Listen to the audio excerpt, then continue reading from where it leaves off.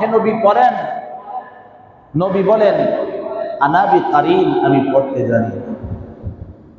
নবীজিকে আবার যখন জিবরাইল আলাইহিস সালাতু ওয়াস সালাম বুকের সাথে চাপিয়ে আলিঙ্গন করে যখন বললেন ইকরা বিসমি রাব্বিকাল্লাযী খালাক, হে নবী পড়েন ওই প্রভুর নামে যেই প্রভু আপনাকে সৃষ্টি করেছে। বলেন সুবহানাল্লাহ। যখনই এই কথা বললেন তখনই পয়গম্বর পড়া শুরু করে দিয়েছেন ইকরা বিসমি রাব্বিকাল্লাযী খালাক খালাকাল ইনসানা মিন আলাক ইকরা ওয়া রাব্বুকাল আকরাম আল্লাযী আল্লামা বিল কলম আল্লামাল ইনসানা মা লাম ইয়ালাম।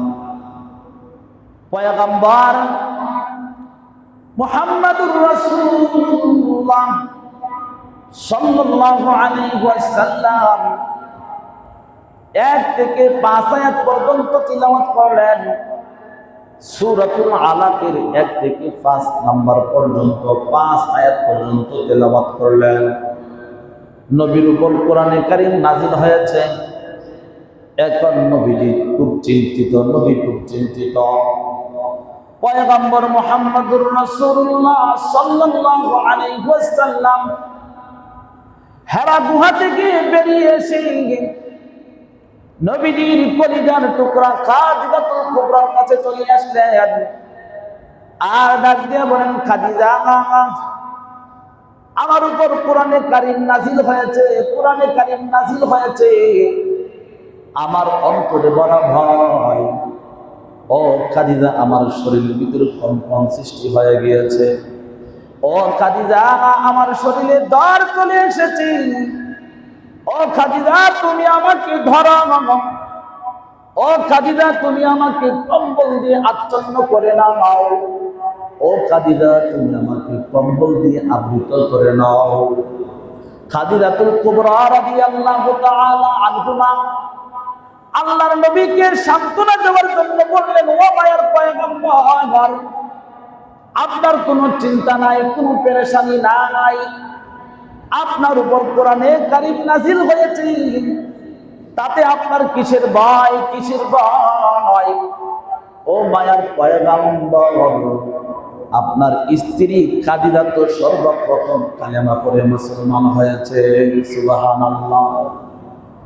খাদিজাতুল কুবরা রাদিয়াল্লাহু তাআলা আনহার কাছে এই সান্ত্বনা পাওয়ার পর আল্লাহর নবী বিশ্ব নবী মুহাম্মদুর রাসূলুল্লাহ সাল্লাল্লাহু আলাইহি ওয়াসাল্লাম দৌড় মেরে চলে গেলেন চাচা জানদের কাছে, আপনজনের কাছে। ও চাচা আবু জাহাল, ও আবু লাহাব, ও আবু তালিব, আমার চাচারা, ও আমার আপনজনেরা, আমার উপর আল্লাহ কোরআনে কারীম নাযিল করেছেন।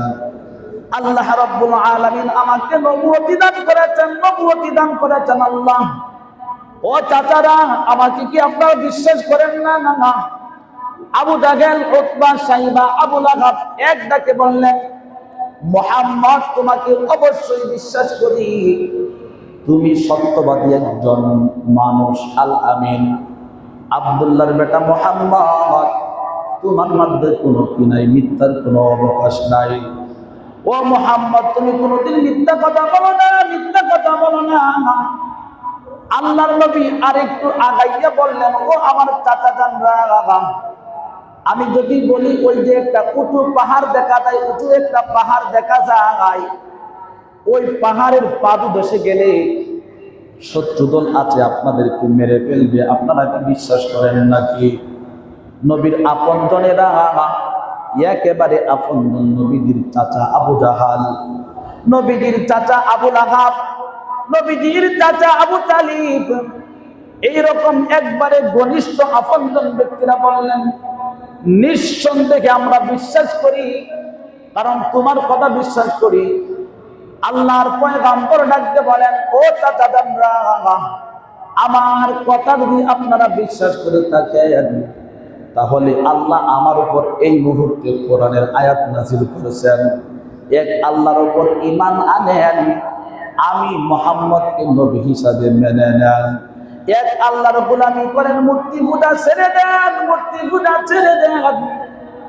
আল্লাহর পয়গম্বর যখন এই দাওয়াতটা দিলেন, সঙ্গে সঙ্গে নবীর আপন চাচা আবু লাহাব, নাম শুনছেন? আবু লাহাব ডাক দিয়ে বলেন, মুহাম্মদ পাগল হয়ে গেছে, মুহাম্মদ পাগল হয়ে গেছে, মুহাম্মদ পাগল। শুধু তাই বলে নাই, বলেন তাব্বান লাকা ইয়া মুহাম্মদ আলী হাযা জামাতানা, হে মুহাম্মদ তুমি ধ্বংস হয়ে যাও, ধ্বংস হয়ে যাও। একটু আগে বলছেন মুহাম্মদ তোমার মতো সত্যবাদী ব্যক্তি আর নাই, তোমার মতো ভালো মানুষ আর নাই, তোমার মতো সত্যবাদী আল আমিন এই মক্কার জমিনে আরব কান্ডিতে আর কেউ নাই। তুমি সবচাইতে বড় সত্যবাদী, তুমি সবচাইতে বড় সত্যবাদী।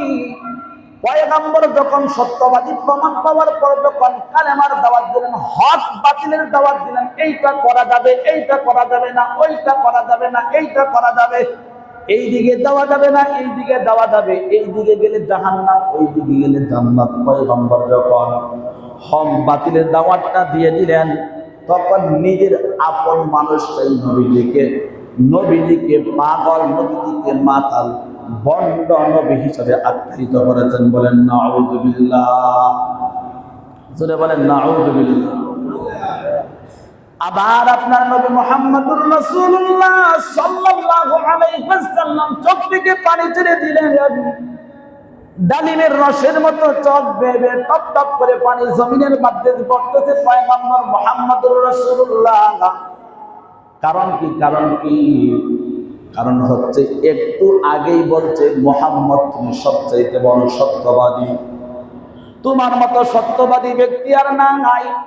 একটু পরেই যখন পয়গম্বর দাওয়াত দিলেন, ও আমার আপন চাচারা, আপন জনেরা, কালেমা পড়েন, কালেমা পড়েন, এক আল্লাহর গোলামি করেন, আমি মুহাম্মদকে নবী হিসাবে মেনে নেন, আল্লাহ আমাকে নবুয়তি দান করেছে, নবুয়তি দান করেছে। এই কথা বলার পরে নিজের আপন লোকেরা নবীজিকে উপাধি দিয়েছেন, নবীজি মুহাম্মদ পাগল হয়ে গিয়েছে। ডাক দিয়ে বলেন তাব্বান লাকা ইয়া মুহাম্মদ আলী হাযা জামাতানা, ও মুহাম্মদ তুমি ধ্বংস হয়ে যাও, মুহাম্মদ তুমি ধ্বংস হয়ে যাও। আল্লাহর নবীকে ধ্বংস কামনা করলেন কে? আবু লাহাব, আবু জাহাল। আল্লাহ রাব্বুল আলামিন সঙ্গে সঙ্গে সূরাতুল লাহাব নাযিল করেছেন। সূরাতুল লাহাব, আল্লাহ রাব্বুল আলামিন সূরাতুল লাহাব নাযিল করে পয়গম্বরকে সান্ত্বনা দিয়েছেন আর বুঝিয়ে দিয়েছেন, ও মায়ার পয়গম্বর, চিন্তার কোনো কারণ নাই, পেরেশানির কোনো কারণ নাই। তাব্বাত ইয়াদা আবি লাহাব, ও পয়গম্বর আপনাকে ধ্বংস কামনা করেছে আবু লাহাব, আমি আল্লাহ তাব্বাত ইয়াদা আবি লাহাবি ওয়া তাব, আমি আল্লাহ আবু লাহাবের দুনো হাত ধ্বংস করে দিলাম। আপনাকে ধ্বংস কামনা করেছে, আপনি সত্য নবী, আপনাকে বলেছে, যখনই আপনি হকের দাওয়াত দিয়েছেন, সত্য কথা বলেছেন, নিজেকে নবী দাবি করছেন, আমি আল্লাহ আপনাকে নবুয়তি দান করেছি বিদায় আপনি যখনই কালেমার দাওয়াত দিয়েছেন, তখনই আপনাকে পাগল বলেছে, আপনাকে অচেতন বলেছে, আপনাকে আপনার জন্য ধ্বংস কামনা করেছে। ও মায়ার পয়গম্বর, আপনি কোনো চিন্তা করেন না, তাব্বাত ইয়াদা আবি লাহাব, আমি আল্লাহ আবু লাহাবের দুনো হাত ধ্বংস করে দিলাম। বলেন না আল্লাহু আকবার। এখন কি আবু লাহাবেরটা কবুল হবে না আল্লাহ যেটা বলছে এটা কবুল হবে? জোরে বলেন, কারটা কবুল হবে? আবু লাহাবেরটা কবুল হবে না আল্লাহটা কবুল হবে? আল্লাহটা কি কবুল হয়েছে কি হয় নাই? হয়েছে না? আল্লাহ বলছেন তাব্বাত ইয়াদা আবি লাহাব, আবু লাহাবের দুনো হাত ধ্বংস করে দিলাম। মা আগনা আনহু মালুহু ওয়া মা কাসাব, আমি আল্লাহ তার সমস্ত ধন সম্পদ মাল সবকিছু ধ্বংস করে দিলাম। সায়াসলা নারান যাতা লাহাবি ওয়া ইমরাআতুহু, ওই আবু লাহাবের জন্য আমি আল্লাহর পক্ষ থেকে অগ্নি শিখা অপেক্ষা করতেছে। আল্লাহ রাব্বুল আলামিন আয়াত নাযিল করে, সূরা নাযিল করে নবীজিকে জানাইয়া দিয়েছেন, হে নবী চিন্তা করবেন না। এখন আমি আপনাদের সামনে বলতে চাই, নবীজির আপন লোকেরা নবীজিকে সত্যবাদী বলেছে, নবীজি যখন কালেমার দাওয়াত দিয়েছেন, হকের কথা বলেছেন, তখন মুহাম্মদ সাল্লাল্লাহু আলাইহি ওয়াসাল্লাম পাগল হয়ে গিয়েছে। আজকে সোজা কথা বললে অনেক ভালো, যখনই দেখবেন যে আলেম সমাজরা কি করে সত্য কথা তুলে ধরে, কোরআন হাদিসের সঠিক কথাটা যখন তুলে ধরে, তখন এই হুজুর বালানা, এই হুজুর উগ্রবাদী হয়ে গেছে, এই হুজুর এইটা হয়ে গেছে, হুজুর আগের মতো এখন আর ভালো নাই, হুজুর এখন রাজনীতির বয়ান করে, বলে কি বলে না, বলে কি বলে না। ডাক যদি বলা হয়, ও বাবা, ও ভাই, এইটা করা ভালো না, এইরকম কথা বলা ভালো না, আমি অনেক কিছুই না বললাম, একটু ঘুরে ফিরে বললাম, এইভাবে চলেন, এইভাবে চলেন, এই কথাটা ভালো হলো না, এই কাজটা ভালো হলো না, তখন আর হুজুর ভালো না, তখন আর হুজুর ভালো না, হুজুরকে অপবাদ দেয়, তখন বিভিন্ন প্রকারের অপবাদ দেয়, যে এরকম আবু জাহেল পয়গম্বরকে অপবাদ দিয়েছেন। মুহাম্মদ সাল্লাল্লাহু আলাইহি ওয়াসাল্লাম সত্য নবী, সত্য নবী। আবু জাহেল দুইটা হাতের ভিতরে কঙ্কর নিয়েছেন, পাথর নিয়েছেন, পাথর বালুকণা, ছোট ছোট বালুকণা। আল্লাহর নবীর সামনে দাঁড়াইয়া বলতেছে, মুহাম্মদ, তুমি যদি সত্যি নবী হও, তাহলে বলো দেখি আমি আবু জাহেলের হাতের ভিতরে কি আছে, যদি বলতে পারো তাহলে আমি আবু জাহেল কালেমা পড়ে মুসলমান হব। আল্লাহু আকবার। হাতের মধ্যে নিলেন, পাথর নিলেন, কঙ্কর নিয়ে বলতেছেন, ও বাতিজা, তুমি যদি বলতে পারো আমার হাতের মুষ্টির ভিতরে কি আছে, তাহলে কালেমা পড়ে মুসলমান হব। আল্লাহ নবী ডাক দেখলো, ও চাচা, ও চাচা, আমি বলার আগে যদি আপনার হাতের ভিতরে কি আছে তারাই যদি বলে দেয় তারা কে, তাহলে কি কালমা পড়বেন নাকি, তাহলে কি আরো ভালো হয় নাকি? আবু জাহেল কৌতূহল স্বরূপ একটা হাসি দিলেন আর বললেন, আচ্ছা, তোমার বলার আগে যদি আমার হাতের ভিতরে কি আছে তারাই যদি বলে দেয় তাহলে তো আরো বেশি ভালো হলো। আল্লাহর নবী আবু জাহেলের হাতের দিকে ইশারা করে বললেন, আমার চাচা আবু জাহেলের দুই হাতের মুষ্টির ভিতরে কে আছো, কি আছো তোমরা বলে দাও, বলে দাও। নবীজির বলতে দেরি হয়, হাতের মুষ্টি থেকে শব্দ বেরিয়ে আসলো, আশহাদু আল্লা ইলাহা ইল্লাল্লাহ ওয়া আন্না মুহাম্মাদুর রাসূলুল্লাহ। আবু জাহেল দুই হাতের এইরকম কঙ্করগুলি একটা ফিকে মেরে দিলেন আর বললেন, মুহাম্মদ আসলে একটা জাদুকর। কি বললেন? মুহাম্মদ জাদুকর, মুহাম্মদ জাদুকর। ও মুহাম্মদ, বিশ্বাস হয় না, বিশ্বাস হয় না, তুমি জাদুকর। তুমি যদি আরেকটা প্রমাণ দিতে পারো তাহলে আমি কালমা করে মুসলমান হয়ে যাব। কি প্রমাণ? ওই যে আকাশের চারটা দেখা যায় না, ওই আকাশের চারটা দিয়ে তুমি দ্বিখণ্ডিত করে দেখাতে পারো, দুই টুকরা করে দেখাতে পারো, তাহলে আমি আবু জাহেল কালেমা পড়ে মুসলমান হব। আল্লাহর পয়গম্বর মুহাম্মদুর রাসূলুল্লাহ সাল্লাল্লাহু আলাইহি ওয়াসাল্লাম ডান হাতের শাহাদাত আঙ্গুলটা আকাশের দিকে তাকাইয়া আকাশের চাঁদের দিকে লক্ষ্য করে একটা টান দিলেন, সাথে সাথে আকাশের চাঁদের ভিতরে দুইটা ফাটল হয়ে গিয়েছে, দুইটা ভাগ হয়েছে। সুবহানাল্লাহ। আল্লাহর পয়গম্বর ডাক দিয়ে বলেন, ও চাচা, এখন কালেমা পড়েন, এখন কালেমা পড়েন। আবু জাহেল ডাক দিয়ে বলেন, বাতিজা, না না, ও আব্দুল্লাহর ছেলে মুহাম্মদ, তুমি আসলেই জাতীয় জাদুকর, অসাধারণ জাদুকর। দুনিয়ার মানুষের জাদু জমিনের ভিতরে থাকি, তুমি এত বড় জাদুকর, টপ লেভেলের জাদুকর, তোমার জাদুটা আসমান পর্যন্ত পৌঁছে গিয়েছে। বলেন নাউযুবিল্লাহ, সুরে বলেন নাউযুবিল্লাহ। ও দুনিয়ার ঈমানদার আল্লাহর গোলাম, এই জন্য বললাম নবীজিকে ভালোবাসি, মুখ দিয়ে ভালোবাসি, কিন্তু নবীজিকে আনুগত্য করি না, নবীর সুন্নতকে প্রাধান্য দেই না, ইসলামকে ধার ধারি না। আমার ভিতরে ইসলাম নাই, মনের ভিতরে ইসলাম নাই। ইসলাম ভালোবাসি, নবীকে ভালোবাসি, এই ভালোবাসার দ্বারা ভালোবাসা পাওয়া যাবে না। কারণ কি? নবীজিকে আনুগত্য করা ছাড়া হবে না। এই জন্য মুহাম্মদুর রাসূলুল্লাহ সাল্লাল্লাহু আলাইহি ওয়াসাল্লাম নবুয়তের ঘোষণা পাওয়ার আগে যখন এই আবু লাহাব যেই আবু লাহাব নবীজির জন্য ধ্বংস কামনা করেছেন, বাতিদার জন্য ধ্বংস কামনা করেছেন। এই আবু লাহাব নবীজি দুনিয়াতে আসার পর, এইটা হচ্ছে রবিউল আউয়াল মাস, নবীজির আগমনের মাস। দেখবেন যে কত মানুষ এই মাসে লাফাইবে, এমন লাফাইবে, বলবে বিশ্ব নবীর আগমন, শুভেচ্ছা, স্বাগতম। নবীর সুন্নতের কোনো বালাই নাই, ইসলামের কোনো গন্ধ তার শরীরে নাই, নামাজ পড়ে না, কিচ্ছু করে না, এইরকম ভাবে হালাল পথে চলে না, নামাজও পড়ে না, হালাল হারাম দাব ধরে না, বলবে বিশ্ব নবীর আগমন, শুভেচ্ছা, স্বাগতম, এইরকম বলবে। ওই যে আবু লাহাব কি করেছেন, আমার নবী, আপনার নবী মুহাম্মদুর রাসূলুল্লাহ সাল্লাল্লাহু আলাইহি ওয়াসাল্লাম নবুয়ত পাওয়ার আগে আবু লাহাব কি করেছেন, নবীজি দুনিয়াতে আসছেন, এই খুশিতে আবু লাহাব প্রতি সোমবার তিনি কি করতেন, স্বর্ণের এইরকম প্লেটের মধ্যে খানা খাইতেন। সুবহানাল্লাহ। নবীজি দুনিয়াতে আসার আগমনের খুশিতে আবু লাহাব কি করেছেন, স্বর্ণের প্লেটে কি করছেন, খানা খেয়েছেন, স্বর্ণের প্লেটে। কিন্তু মুহাম্মদ সাল্লাল্লাহু আলাইহি ওয়াসাল্লাম যখন নবুয়তের বয়সে পদার্পণ করলেন, যখনই কালেমার দাওয়াত দিলেন, ইসলামের দাওয়াত দিলেন, হালাল হারামের দাওয়াত দিলেন, তখন আর ওই নবী ভালো না, মুহাম্মদ পাগল হয়ে গিয়েছে। বলেন না নাউযুবিল্লাহ, জোরে বলেন নাউযুবিল্লাহ।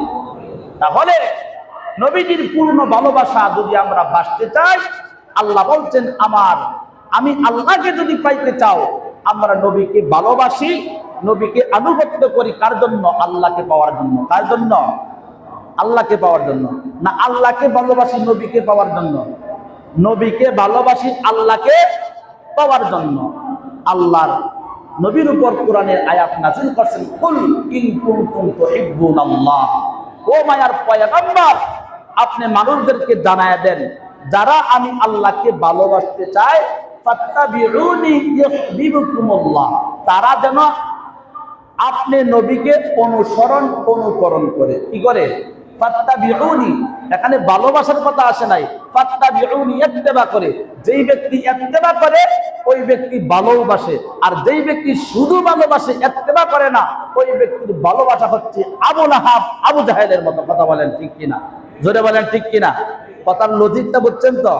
যখনই আনুগত্যের কথা বললেন নবীজি আবু লাহাবকে, আবু জাহেলকে, তখন আর নবীকে কি করে নাই, মানে নাই। এর আগে মুহাম্মদ খুব ভালো ছিল।